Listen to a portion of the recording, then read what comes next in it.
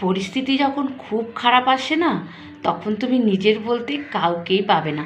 কাউকে যদি কখনো মনের কথা আমি বলতে যাব, তো তারা কখনো শুনবে না।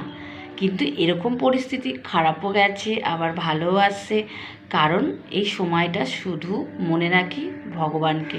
কারণ আমি সবসময় ভাবি এখন ভগবান ছাড়া কেউ আমার নিজের বলতে নেই। কারণ নিজের মনের কথা বলার মতন ছিল শুধু বাবা মা। বাবা মা যখন নেই, তো আছে ভগবান। তো যখন খুব খারাপ পরিস্থিতিতে পড়ি বা কিছু বলতে ইচ্ছা করে, খুব কষ্টের কথা, যেটা ভাবি যে ওর কাছে বললে পরে হয়তো এটা নিয়ে হাসাহাসি করবে, আবার কেউ আছে সব কথায় উত্তর দেবে কিন্তু মন থেকে নেবে না। কিন্তু তার জন্য তখনই আমি আমার ভগবানের কাছে বলি। তো যাই হোক, মনে খুব শান্তি আসে আমার, আর কোনো রাস্তাও আমাকে বার করে দেয়। হয়তো মা বাবা সামনে থাকলে হয়তো আমাকে বলতো যে এটা কর ওটা কর, হয়তো ভগবান তো আর বলতে পারে না, তো ভগবান সেটা মানুষের হিসাবে করে দেখায়।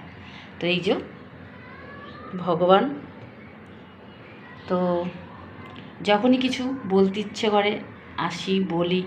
আর আমার খারাপটাও সেরকমভাবে দেখে, আমার সাথে থাকে, আমাকে বলে সবসময় তোর বিপদ আসলেই আমার কাছে আসিস সবসময় বলতে, শোনে, হাসে, কিন্তু আমার পাশে থাকে।